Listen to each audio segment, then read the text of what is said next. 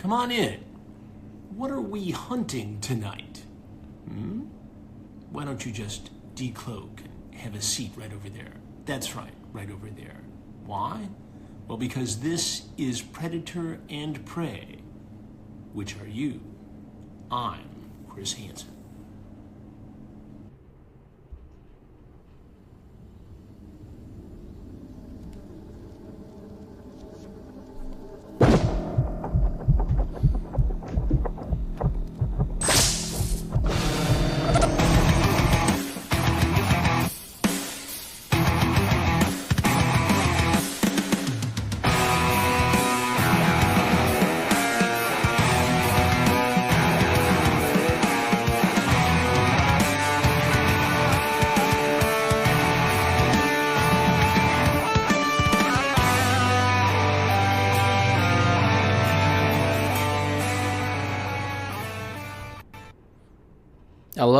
Hello HOTU clan members. Welcome back to Predator and Prey, the Yautja podcast. You're with your hosts. If you can read Yautja, our names are just down there. If you can't, then let me help you. I am P. Ray, of course, and joining me, as always, that government agent man, that guy in a silver suit, Justin, the OWLF. The Enigma. The Enigma. How you going, Justin? Good. How about yourself, Ray? Excellent. Excellent. And for those that are watching the video, it's obviously great to see Justin on camera. Yes, back. I'm back on camera. I'm not coughing my lungs out. Yeah. I'm not hacking every 5 to 10 minutes, so I can reappear on camera with confidence. Excellent. The spores are gone. So, well, very good for you. Just to see you again. Obviously, Justin, we have reconvened, and yes, we're back. We are back again. We bow our heads. Apologies. Hopefully, we'll see soon our long. I don't want to say departed. They're not departed, but they're all off on journeys. Rasucha and Small on Knife sabbaticals. On sabbaticals, hopefully. Yes, they're on long hunts. They're on long hunts. They are on long hunts. Taking all of their focus and time. It takes light speed, Justin. Light speed. It takes a while to get back from, 14 light years away, that sort of stuff. So, yes. Hopefully we'll have the reunion will be worth the wait. Yes. Oh, there will be dance, there'll be song, I'm sure. Justin, whatever the Yautja do, what do they do when they celebrate? Kill each other? That sort of stuff. I'd like to see them dance, actually. That'd be fun. It'd be funny. I'm picturing something like Brazilian capoeira or something like that. See, that does work, right? I was thinking more of the Charleston. I don't know if that works, but the foxtrot. A little column A, a little column B. Oh, my goodness. But we do love our alien race, of course. Justin, before we launch into it, and we have some very exciting news, of course. We do. Actually, I should mention as well, preface, we are looking, as you can, for those with the video as well, we are going to be looking at issue 2 of Predator Bloodshed. So looking forward to getting that with you, Justin. But before that, have you been doing any Yautja-inspired activities lately? Any reads, any watches, any plays? Nothing really Yautja-inspired, although I have been thinking about going back and rewatching Badlands again. Oh, nice! I just enjoy that so much that I felt the urge the other day for some random reason to go back and rewatch that. So, yeah, I think that's in my horizon. Yeah, how about you? Yeah, and Badlands very much. I think is a nice comfort kind of movie, if I can say it in that sort of sense. It's just a lot of fun, and it's enjoyable. Justin, I did crack open the old Predator Legendary Encounters game again. It's a deck building game. I thought I'd give that another go. Oh my gosh, it hasn't waned in any way. It's still so much fun.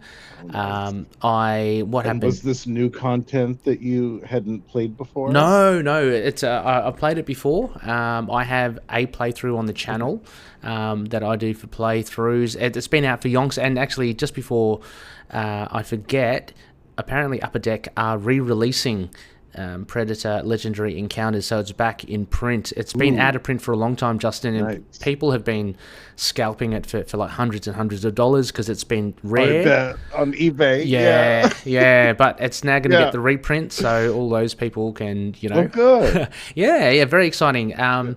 But played it. Oh, it was so much fun. I used Billy and someone equivalent to Billy and someone equivalent to Anna from the first Predator film. Oh, nice.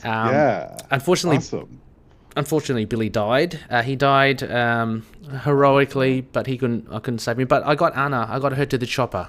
So that's one of the win conditions. Oh, great. If you can make it to the chopper. Oh, I love it. So I was very happy with that win. But yeah, that's great. I'm going to have to watch that playthrough that you posted. We'll put the link in the show notes. Oh, yeah. You can see it. Yeah. Well, the playthrough I recorded was like, I know, a couple of years ago. But I will be recording. I will be recording another one because it is so much fun. So I might record another one. I thought you talked about you just recorded. No, just casually playing, Justin. It was a quiet night. I thought I'd just crack open the box, and it was off we went. Get reacquainted with an old HOTU deck. Yeah, a while ago. Well, I mean, look, without kind of lingering on this point and boring our fair listeners, there's also an opportunity, Justin, in that game you can be a predator, and I haven't played that yet as a predator. So you actually, you hunt the prey and you have to basically not die and kill the ultimate prey, I think they call it. So, okay. So there's so much replayability. And do you know what the ultimate prey is, or is that like a secret? No, I think it's random. So it could be, in the game, there's a whole deck of players, like you got Dutch, Blaine, Mac, you have Harrigan, you have Lambert, you have Danny, you have all of them, and I think you randomly choose one of them as the ultimate prey. So Cool. But really cool. That aside, though, HOTU clan members, Justin, we have some big news which just dropped not that long ago. Just a few days ago. The fair listeners, Justin, I'll give you the honor. Oh, yes. We have a new crossover coming this July, which is another 5-issue miniseries. Awesome. Published by Marvel. And it's another crossover, folks. But this time, it's with the Planet of the Apes. That's so crazy. That is so cool. Yeah. Let us know. I'd love to know everyone's thoughts on this on Discord and on our other social media platforms. Let us know what you think. This was a bit of a curveball. I don't know, Justin, for me at least. But something I was really surprised by this. Yeah, I welcome it. You can kind of sense that they're building up to potentially AVP. We have the Marvel characters, and now they're going into other Fox, previous Fox properties. So maybe it's not that far off. That could be next. Yeah, but still looking forward. I wonder too if they're holding out for like a movie. Oh, do you know what I mean? So that they can have the synchronicity of a new comic book with a new film coming out at the same time. That could definitely be the case. It would be a bit sweet and sour in the fact that on the film horizon, I don't think there'll be anything in production or anything this time soon, right? I think I know there was talks with the gentleman that did Alien and Dan Trachtenberg. There'd been discussions, I guess. I think they're like pre-production discussions about doing an AVP. As for how that far... but I mean, as for whether that's just them talking or they've actually approached the studio or actually pitched it, we don't know yet. But it seems to be a bit far off. But having said that, I'm happy to wait. Yeah, even if it was something animated, like Killers, like that could... I'd be happy with just something like that. Can you imagine the Xenomorph in animated form? That would be awesome. That'd be so good. Yeah, I can just see it now. Yeah, fantastic. I just started watching because my little fella Finn wanted to watch the Stranger Things Tales from '85. It's just been released on Netflix. Have you heard of that, I Justin? haven't seen that yet. Oh, no. Oh, you haven't seen it? This like a prequel or It's an animated series. a spin-off or? Yeah. Oh, It's an interesting. yeah, Okay, and I'll have to check that out. I think it's voiced by the actual actors. I'm not too sure. I did. Okay. Yeah, I did kind of like drift off Stranger Things after season 2, so I haven't been there the whole way. But the animated series is fun. Like I watched the first episode with Finn, Nice. and just in animated form. I mean, I'm just tying it back to what we were saying. It's just it's so good. Like the animated format is, I think, rife for plundering for the likes of stuff that we like. You know, Yes. Predator and Aliens. Yeah. So Absolutely. yeah. Yeah. Very cool. You Yeah. have to let me know how that season wraps up and how you like the whole thing. Yeah, I think, and this is me, anyone please correct me, I think it's, the animated series is somewhere between season 1 and season 2. It's kind of in that region. Okay. So they're kind of the tales in between those two Very cool. seasons. Yeah. I love it. I love it. Yeah. So Justin, as mentioned, we do have a comic to look at. I think we Yes. Brand new, folks. brand new, and we left on a Yes. cliffhanger. Very keen to hear your thoughts, Justin. I do have some thoughts for this one. Oh, good. Yeah. Me too. Yeah. Yeah, but we have here Predator Bloodshed issue 2. Just the cover. If we dwell on the cover for the moment, it's really cool. We've got the Predator, again, a very generic thing. Seems to be in some sort of foresty, swampy area. We have Some weird jungle. yeah, just a Predator fighting one of the combatants or warriors from the fight arena. I for the life of me, Justin, I can't remember her name. She's pretty much the main focus of this issue, but yeah. For some reason, I've got her completely conflated with Sonya Blade from Mortal Kombat. So I've been calling her Sonya. Let's just call her Sonya until we find out who she is. I'm embarrassed to say I haven't memorized her name either. Oh, that's fine. We can. I call her Sonya. Sonya. It's Sonya on the cover, and she's fighting the Predator, which is kind of what the issue is about, kind of. A little bit, at least in the beginning. Yeah. And this is a Ken Lashley again, isn't it? Ken Lashley cover, very cool indeed. Yeah. So, before I get into it, I guess hang on, let me just move to the credits here. I've got the visuals here for those. Oh yes, we have the credits. For those that can see the video. Yeah.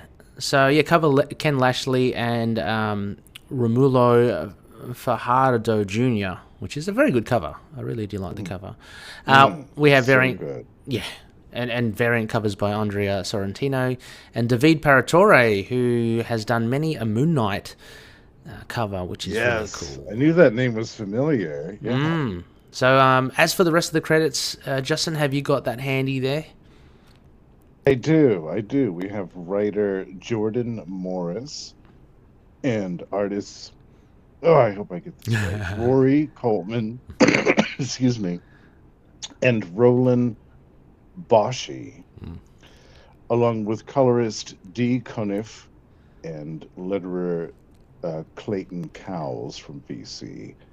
And we also have editor Martin Bird, assistant editor Caden McGahey. Yeah. And give them credit too. Excellent. I think I might be wrong, Justin. I think it might be Martin Byro. I think he's unless there is another Martin. Oh. Yeah, it could be. Otherwise, I could be wrong as well. Happy to be wrong. Okay. Anyway, yeah. So that's it. Thank you, Justin. That was Byro. Yes. Oh yeah. I said Bird, didn't I? Yeah, I mean, my old eyes. The font. Mistaking D's for O's. Yeah, no. The font can go either way, Justin. Seriously. Yeah. But yeah, so Predator 2, where we left off, the Predator made itself known at the end of issue 1 already. We got the introduction to the characters, but it makes its way into the arena, killed a couple of the contestants already, and we're kind of left with it facing the seeming protagonists, I think it's Confrontation. it's been a Ty. I think it's Ty. I'm really terrible now with names.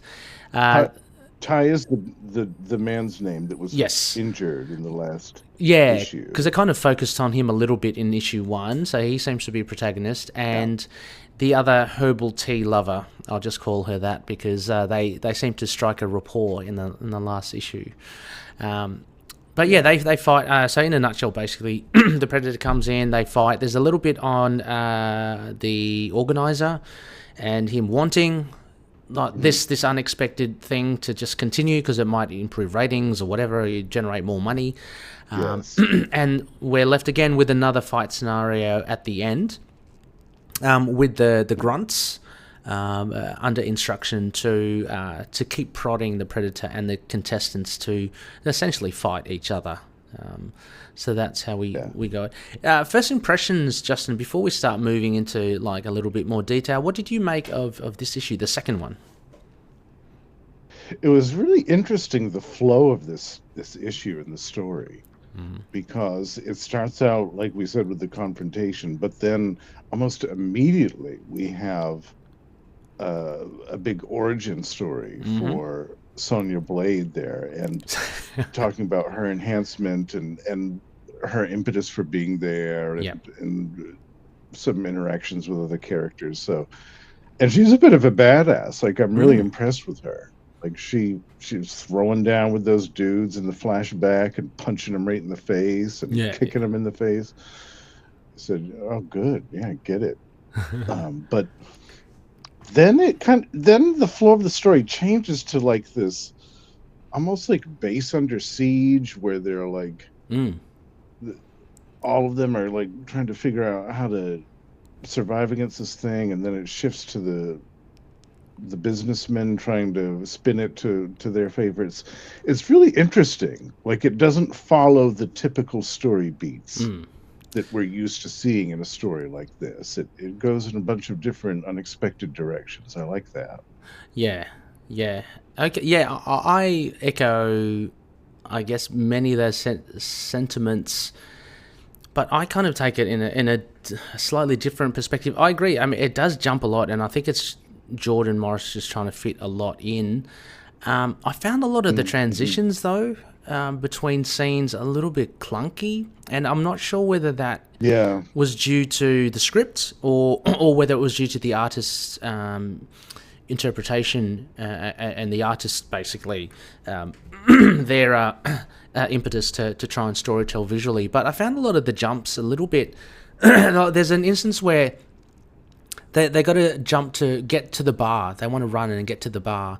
And then the next page is that it just didn't make a little bit of sense. So they ran out of the building to get to the bar. And then we jump quickly to the entrepreneurs or whatever. And then they're kind of like in the bar. They're like... And they jump back. Yeah.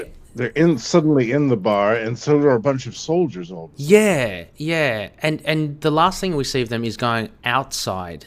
So they must have had to go outside to go into the bar, I guess. But it was just those little things that I found a little bit disconcerting. And then there were some fight sequences that I'm trying to look for it now. But there were some fight sequences that didn't seem to flow properly for me. So if I'm to be critical in that sense, I thought that was kind of a standout. As for storytelling, I think Jordan filled a lot in, which was great. And then, just the ending, of them. And she says, "Oh, hey, ugly, how do you feel about a team up?" And I just don't think it set up that payoff as okay, we've got the baddie and the goodies teaming up. I don't think there was a paid off as well as it could have, because I understand, like, they're all up against the grunts, and it's now like them against the corporation, but it just didn't seem to build up to that properly. I don't know. What did you think? Yeah, I agree with you. Yeah, the flow of that narrative wasn't really organic to me. It just kind of happened all of a sudden. Yeah. That they were corralled into this situation by the guards, who, quite frankly, shouldn't be giving the Yautja that much of a problem. They just have stun batons. Yeah, exactly. So I don't see how they're able to even push him into the ring with the others in the first place. He should just be wading through all of them. Oh yeah, yeah, absolutely. It's weird to me. Yeah, they don't say if they had, I don't know, if they had guns or something a little bit more other than tasers, I could understand a bit. But you're Blades right. or something. Yeah, but they literally seem like stormtroopers to me, and we all know what protagonists and antagonists can do to stormtroopers. So it's not much of a there isn't much at stake, and I guess that goes back to this thing at the end of let's do a team up. But there's not much at stake. You're up against stormtroopers. Yeah. Like if it was like I don't know, Justin, mechanized robots from RoboCop 2, that they bring in. It's like okay, now you an guys actual challenge. Yeah. But it doesn't warrant a team up here when you're just going against guys with sticks. Anyway, those are my quibbles. Other than that, I really did enjoy a lot of the art. Most of the art, there was some art, Justin, that I felt was inconsistent. Did you pick that? I'm being very critical. Yeah, I agree with you, and I have some other criticisms too that I didn't mention, but I agree with you about that too. The art was good, but it wasn't. It didn't have a unique quality that set it apart from other artists in the way that, like Nitho Diaz. Yep. Oh, Diaz's, yeah. Alessandro Capuccio. They both have styles that are reflective of the current style. Yeah. In comic book art. But they also have a unique edge, which is all their own to the art, which shows in everything that they do. And both of these artists are really good, but I think they have yet to kind of hone their style into what they want it to be, if that makes sense. Yeah, no, absolutely. Yeah, they're kind of getting there to really kind of reach their style. Look, I do like Coleman's art. I'm just looking at here, and I understand now that Boshi is doing the flashback to Sonia's. Let's call her Sonia's past. But I don't know. I just found the difference in the art styles was quite a jump, particularly here this fight scene with her in the bar. Yeah, that was really different. It was very different. A lot stylized, you could say. Like that top panel with her, I know her arm seems really elongated and really stretched out. But it's still good. It's just different. That's all. And it's kind of understanding. I guess they could have either done the whole sepia tone. Justin, they could have done the whole sepia tone, look at the back past, whatever, but they've gone with another artist. So I understand the function of using another artist, but I think you can be a bit more discerning about which artists you use in their styles that will complement each other. Right. And I just don't think that they complemented each other. Like if there was a whole issue by Roland Boshi, then obviously your eyes and your mind will get accustomed to that art and you'd be used to it. But just putting those two together, I don't know. I don't think it worked. I agree. And that was one of my complaints about this issue, actually, was the placement of that entire flashback sequence. Having that be in the very beginning of the issue, when we've got this really high stakes, tense encounter going on with the Yautja and her. Yeah, I felt like it slowed the momentum of the story down, and kind of unnecessarily. And it was hard for the momentum, for the pace to pick back up again after that. Yeah. So I felt like this entire sequence should have been placed at the end of the issue, maybe even as an epilogue, or not like a backup story, but like extra stuff after the letters page. That it could be like, each issue they could highlight a different character and just show some of their origin and backstory. Oh yeah. And that way the artists would be kind of separated and there wouldn't be this jarring transition between them. Yeah. And you'd be able to learn more about the characters, but it would be extracted from the main story Yeah. in a way that makes sense. I like that idea. Like, so I don't know whether this is part of editorial, whether this is their kind of management of it, or suggestions for flow. But yeah, I reckon that would be great. Like have little short stories at the end, so you actually learn. I mean, that's a technique to learn more about your protagonists. That would be really cool, because I totally agree. Absolutely, the beginning of the we get 2 pages of full throttle action, and then it just goes back to this past. I think that's my favorite part of the issue, the first 2 pages. Yeah, they're great. They're really good. I wanted more of that. Yeah, and the discovery that that she has, she's got tech herself. Like, she's got this little thing behind her neck that enhances, or we don't know totally what it does yet, but I think it just enhances her abilities. That was a really cool reveal. But then it goes into her past. And I think it just does. Almost like you can hear the brakes. You can hear the brakes screech on, and then all of a sudden it comes to a halt here. Yeah, we've got this 3 or 4 or 5 pages of origin story. Yeah, it does. Credits, and then we shift to them being inside, and it's based under siege time. Like, this is it's so strange. This is very strange. Where did the Predator go? Right. So what happened during the fight? So if you go to I'm just flicking through the pages for those watching the video. If you go to the first page, they're in full battle mode and they're trying to get out. Isn't the Predator following them? Like, after that, then they're kind of going into it doesn't look like they're in a hurry. You can hear it slamming on the door trying to get in there. How did they escape from it? Like, it's weird. Yeah, I mean, you're right. I mean, we do see the bang, bang, bang, but there doesn't seem like there's a guy in the corner there in a judo outfit, and he's just mumbling to himself. There doesn't seem to be panic, which you'd assume there would be. Like, they've just rushed in. The guy's injured. Ty's injured. The other wrestler is there. I guess they are. See, it's not totally apparent to me. I guess they are barricading. They're barricading the thing, but it just seems got these holograms wandering around. Yeah, it just seems too calm. I guess when I was reading, it's like, it doesn't seem like they're being pursued. It's just like, okay, they wandered in, and she's fixing his, she's dressing his wound, but there's a little bang. Maybe the bangs, maybe they could be bigger or something, because it's almost.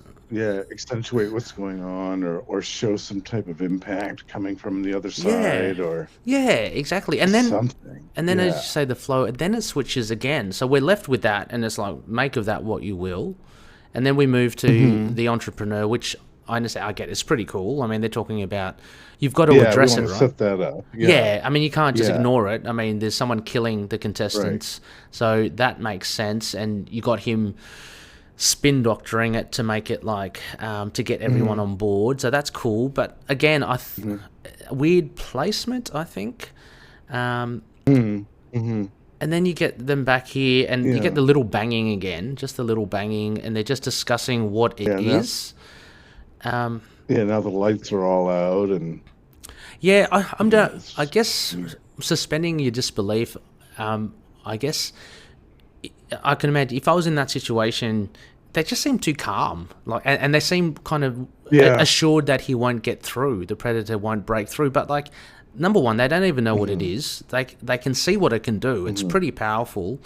They've just barricaded. It's already killed 2 people right in front of them. Killed 2 people. It's barricaded. They've barricaded the door, but they think that's fine. They think that's. I would still be panicking, right? I would still be. Yeah, me too. Looking for weapons. Yes, exactly. Yeah. I'll be looking for weapons, figuring out, okay, what's the plan? What do we, instead of asking, what is this thing? I mean, you've got no time for that, right? There's just this, to me, everything is kind of pressurized, because you would have this shock of it killing people, and you're in pursuit, you don't even know what it is, but they just seem to be very calmly talking about it. And then we get the CIA guy. Yeah, which is, this whole conversation. It's weird. Anyway, I'm way more critical than I thought, but it did just kind of reveal. No, I agree with you. Yeah, it was strange. I do like the art though. I mean, the art here from Coleman's great. Again, Yes. this is the sort of style that I really like, and you kind of can see from Coleman's art that's the kind of style that he's looking for. And so to see Ty and all the blue lighting, because they have had to dim everything down, and I like the fact that he knows, the CIA. Basically, you get a recap of Predator. But he says, look, turning the lights down won't really help at all. You can see the heat. Yeah. And then again, sorry, Jordan Morris, and sorry, Justin, on the soapbox here. The wrestler, she being very kind of, no, can't, you're crazy. What do you think? It seemed a little forced that she had to be the one that was. There had to be someone in the group that didn't believe, right? And yeah, I don't know. I found that a little bit forced. Yeah. I just thought, no, you can't. You saw with your own eyes what happened. Really? I thought that could have been edited out, that whole sequence. Yes. And then all of a sudden, it just appears. Yes, again. And again, right? I don't know, this is down to Coleman's conveying, but did it run through the door? Did it come through the ceiling? I can't tell. Like, it just seems to be there. I took it that it came from the ceiling, but it... Okay. Yeah, it does seem like it's... But it also looks like it's running as well. Of the howl, like maybe the howl is covering up like the panel of the ceiling that it came out of. It may have needed, like, Justin, remember in Predator 2, at the beginning of the movie when the Predator attacks the cartel and it crashes through the skylight. It probably needed establishing panel to show, okay, it actually broken through, and they all look up, and you probably have a worm's eye view looking up. Mm-hmm. Yeah, because it just shifts from them talking to all of a sudden it's there. And I felt that jump, there was a miss, there's an error in the flow there. Like they could have put a mini panel up in the corner of the page. Exactly. That showed that you mentioned, the panel that showed it shifting or buckling or something, and just to show it's those sorts of things kind of. No, I agree with you. It's just it's a jarring transition. There's a lot of jarring transitions in this. I think this whole issue was littered with like weird transitions. And then, I mean, the fight's pretty cool, and they kind of get into the fight and all. So the idea, sorry, Justin, the holograms. So what was the deal there? If you turn on the holograms, it will get confused. Is that it? That's why it took off its mask? I guess, yeah, but because I don't see how the holograms would confuse it if there's no thermal signature. Exactly. The holograms can be programmed to emit even that. Yeah. Well, it's like the holograms from the Star Trek holodeck or something. Yeah. Yeah, exactly. So I don't know. So that shot there in the middle of you get the POV from the Predator's mask. It kind of made a little sense to me as well. It's like, hang on, it can't see the holograms because there's no heat, but we're seeing, obviously it sees some blobs there, but are the blobs meant to be confusing it? Yeah. I don't know what it is. But and again, is that enough to make it take its mask off? I mean, if you can still see them, look from the POV, you can see them. You can see the holograms. I mean, and there's no thermal heat signature, which it's trained to look for in its prey. It's a little bit confusing there. Unless it thought they were robots or something like that. Yeah, or unless it thought that this is not what I should be expecting to see. Like, maybe if we ignore the fact that there's no heat, it sees something, but it doesn't look like the signatures that the humans emit. So maybe it thought, okay, I don't know what this is, so maybe that's why it took its mask off. Maybe. Yeah. But I don't understand how the holograms would mark up that. You'd either see it or you won't, right? And or maybe, sorry, just maybe it sees the heat, but it also sees the outlines of stuff. I don't know. So maybe that was it. Maybe that's what confused it. Yeah, the silhouette. Yeah, maybe it sees a silhouette. Yeah. Shape, yeah. But again, if you look at Predator, the first movie, Arnold covered in mud, it didn't see a silhouette at all. Regardless of if there's no heat, you still can't see anything. And he was moving the And he was moving. entire time that he Yeah. was covered with the mud. Yeah. Exactly. He wasn't stationary the whole time. A bit weird. Yeah. And then, so this was them moving. They had to get to the bar. They seemed to just rush it, and they rushed past it. Like, Yeah. I love that. They just bum rush it. They just slam right into the Yocha. Exactly. And let's get out of Send here. his dreadlocks flying all over the place. And Yeah. like, get out of the way. We gotta get to the chopper. Yeah, after his kind of grandiose entrance, they just kind of like, yeah, see ya, boom, and they bump past him. Yeah, I don't know. It's all a little bit strange. And then we get the thing about, I've told these life. I mean, so the grunts are people who are all criminals, right? And they're rewarded with freedom if they do their job or whatever. So that's why they are compliant and they want to. They're following the entrepreneur guy. And yeah, so here we are, Justin, back into the cafe. What was it, the bar that they were going to? Yeah. And as you mentioned, yeah, the predator follows, but they're really not much. They're not much. They're not much challenge for the predator, nor the combatants as well. So we ended up with that. But I mean, again, the art looks pretty cool. I like the predator's look. Looks pretty sleek. Yeah, I get the logic of them not wanting to give these hardened criminals deadly weapons. Fair enough. Because what's to stop Actually, that's them a good point. just overthrowing everybody and taking their money? But Yeah. at the same time, it doesn't make sense. I like your idea about some robotic combatant Yeah. being introduced Well- as a cliffhanger to the end of this issue, where the Yocha and all of the contestants are suddenly face to face with this metallic thing that's out to crush them or something, or like you said, the mech thing from RoboCop 2 with the big machine gun shooting at them. Yeah, that would be a great cliffhanger for this issue. Yeah. I'd like to see that. Oh, I mean, even going on from that as well, like, it doesn't necessarily have to be robots, but maybe like the second tier, like a tier up of the security. Like, I can't imagine that this rich guy who's organised this organisation is such a cheap ass that he's only using criminals as the security, right? I mean, you'd imagine that he would have engaged premium top-level security or some sort of...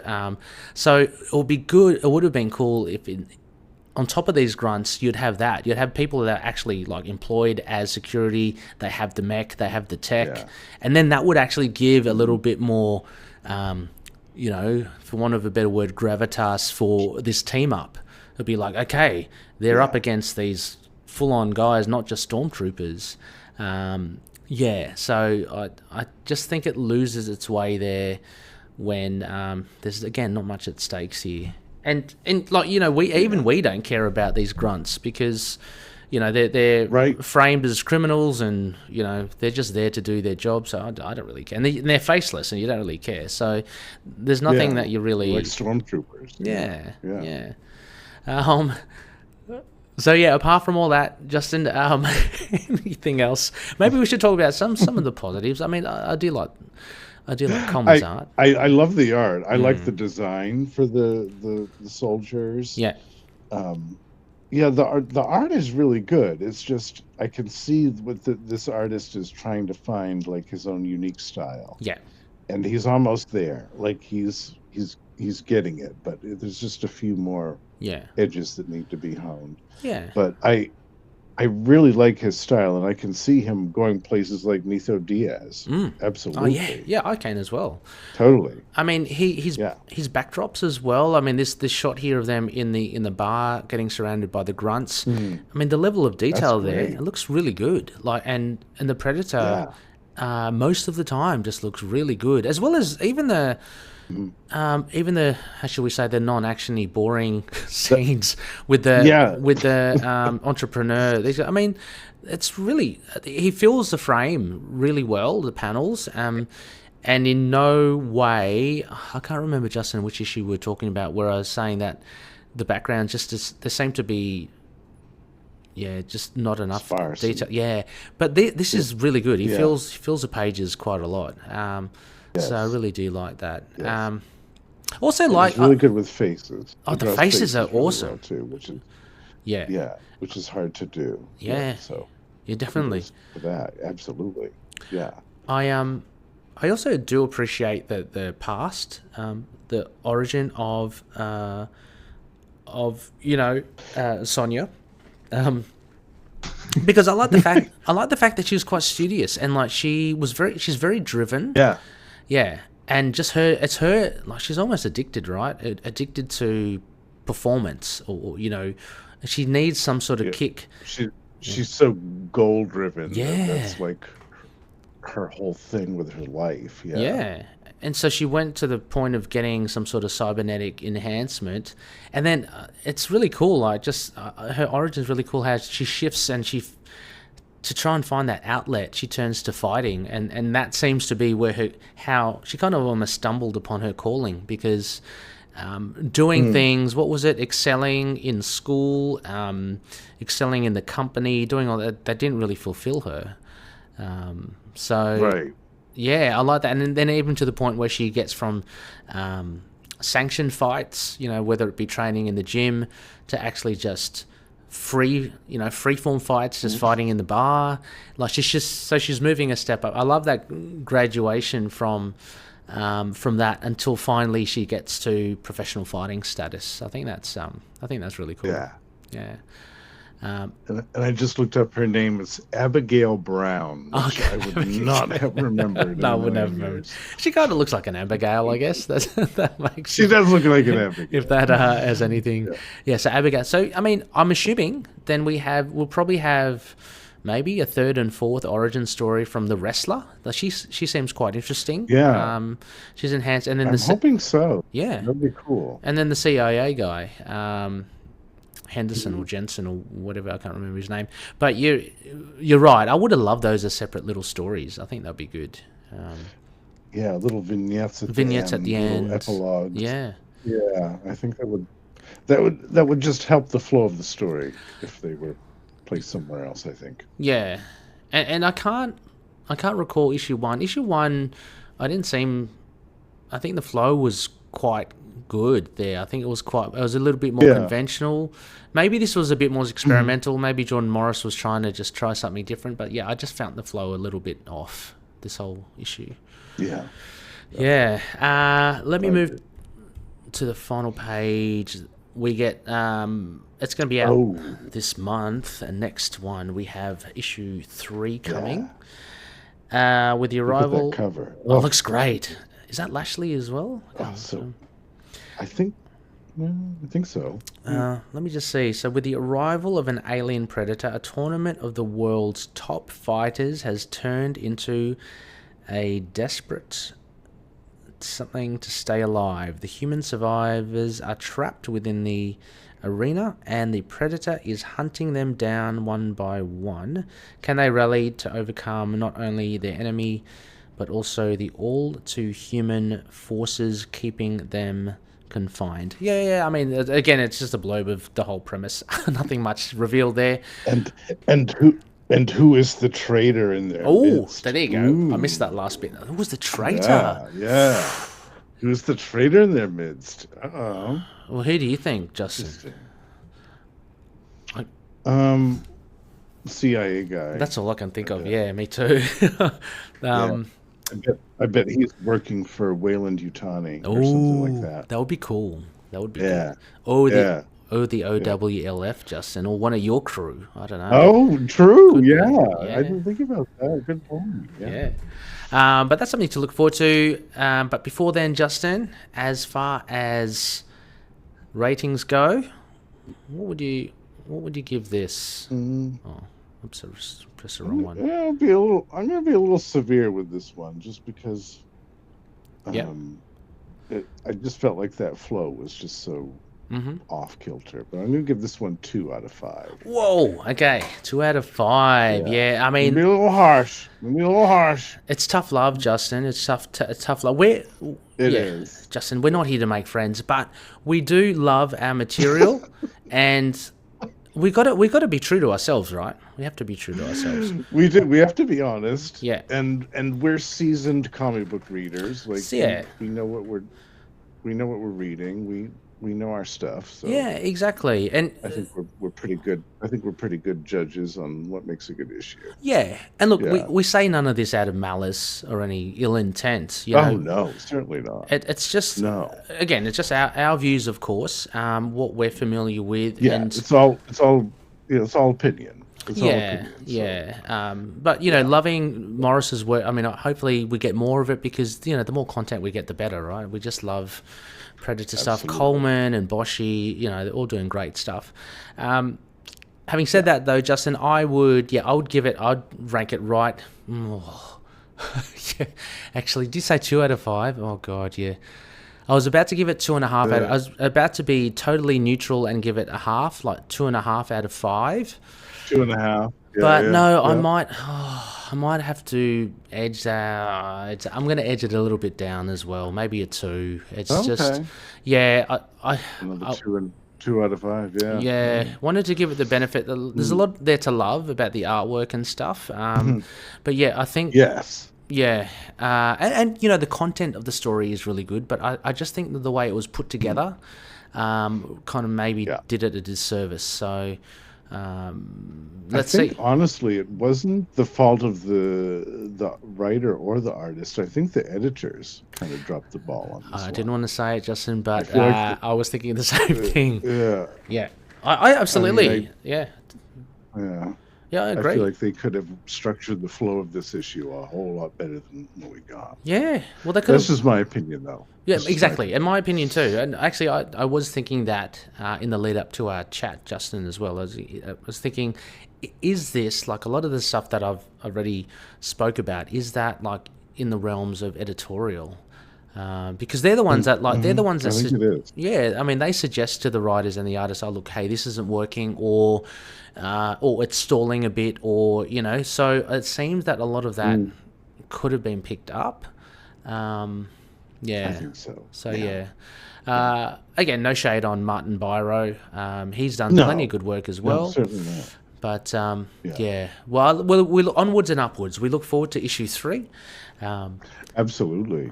And see how we go there. I was thinking too, Ray, it might be fun to, after all 5 issues of Bloodshed have been released, maybe revisit these as a whole story. Okay. Because I'm wondering if it reads different if you read all 5 issues from beginning to end in one sequence. Yes. Do you know what I mean? That could be very well the case. We all know modern comics do that, don't they? It's all tailored towards a trade. So that could that could definitely fix it. Like, we're only looking at it from a particular perspective, but if you zoom out, that may well fix it. Yeah, you're right. Absolutely. Yeah. And if we can get Brasucha and Small Knife involved, and get their thoughts too, that's a great idea. we can do a proper revisit of this story. Yeah. Down the road. That'd be great. No, that's a great idea. Let's aim for that, of course. I want to also mention Rasucha. Hello, Rasucha. He said he's absolutely down for when in July. Is it July? Did you say? Yes. To talk about the Planet of the Apes and Predator. That would be good as well. Yeah, that'll be so great to have him back. Yeah. So looking forward to that. But yeah, absolutely. Let's bring. We got to get the thoughts on the movies as well from the others. That would be fun. Yeah. Yeah, he said that he's keen to talk about both of the movies, but he'd like to give them both a proper rewatch beforehand, which makes total sense. Absolutely. Yeah. And while you're at it, Rasuchi, you can watch Requiem again. Watch IVP Requiem. Yeah, get your infrared goggles out first. See if your opinion has changed with that one. But Justin, the WLF, I think that about wraps us for this episode. Yes. Always a pleasure. Fun as always. Always fun. Yes, It's a little fun, a little bit fun being quite critical, Justin. I don't know if I get more of a taste for that. Well, we can't love everything. Exactly. We can't love everything. It's just the way of the world. Exactly. All right, then. Well, that's it from us. Thank you so much, HOTU clan members. Let us know your thoughts as well. Very keen to hear what you guys think. Is it a trade paperback issue? Issue as in, is it the problem being part of a trade paperback?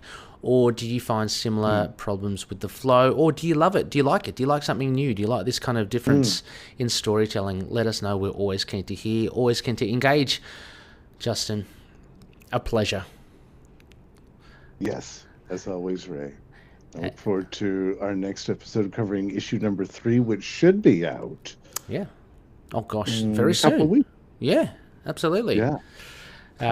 So until then, as always, fair listeners, as we always say, yeah, shit happens.